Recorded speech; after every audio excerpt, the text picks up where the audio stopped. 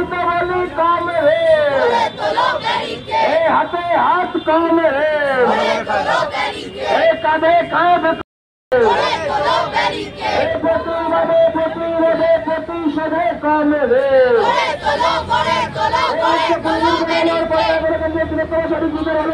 राज्य প্রশাসন জবাব দাও জবাবে তুমি দেবে না জবাবে দাও এই চার্জশিট জমা দিতে হবে দেরি কেন সিবিআই জবাবে দাও ইনকিলাব জিন্দাবাদ এই লড়াই লড়াই লড়াই চাই এই লড়াই ছাড়ি নাই রাজপথ ছাড়ি নাই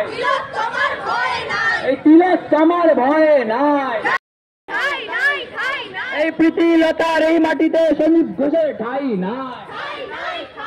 এই প্রীতিলতার এই মাটিতে অনুযুদ্ধের ঠাঁই নাই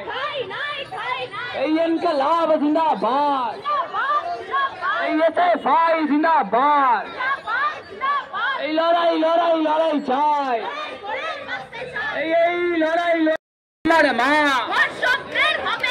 এই আমার মাটি আমার মা এই ধর্ষকদের হবে না এই গুন্ডাদেরও হবে না এই দুষ্কৃতীদের হবে না এই লড়াই জিতবে কে এই তিলোত্তমার ভয়ে নাই এই তিলোত্তমার ভয়ে নাই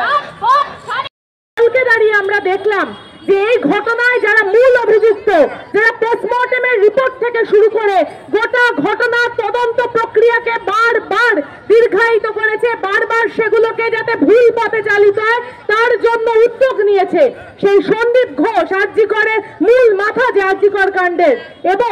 এবং তালা থানার ওসি, যে ওসির নাম এতক্ষণে সবাই জানেন, তাদেরকে একটি ধারায় জামিন দেওয়া হয়েছে। এই ঘটনা এবং এর সাথে সাথে গতকাল আমরা দেখেছি পার্থ চ্যাটার্জি, তাকে জামিন দেওয়া হয়েছে। আসলে গোটা রাজ্য জুড়ে দুর্নীতি থেকে শুরু করে দুর্বৃত্তায়নের যে ঘটনা ঘটছে, আরজি করের ঘটনা যেভাবে আমাদের সামনে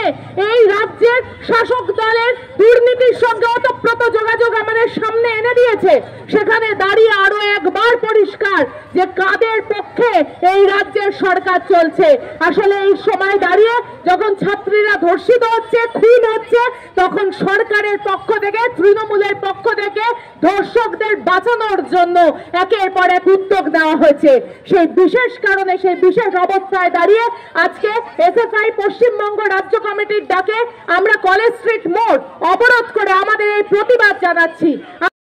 এই তোমার আমার এক কিশোর, এই তোমার আমার এক কিশোর, এই ছাত্রদেরও এক কিশোর, এই কলকাতাতে এক কিশোর।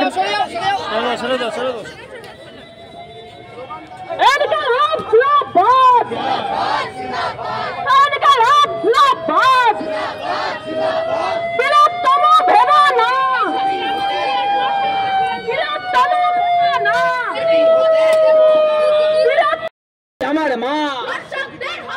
এই প্রীতিলতার এই মাটিতে ধর্ষকদের ঠাঁই নাই, এই প্রীতিলতার এই মাটিতে ধর্ষকদের ঠাঁই নাই, এই বিনা দাসের এই মাটি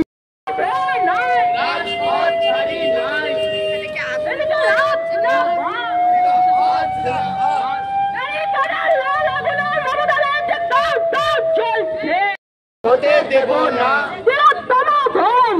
রাজপথ ছাড়ি নাই, রাজপথ ছাড়ি নাই,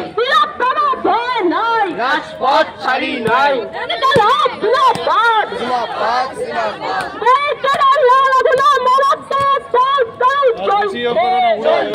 চলবে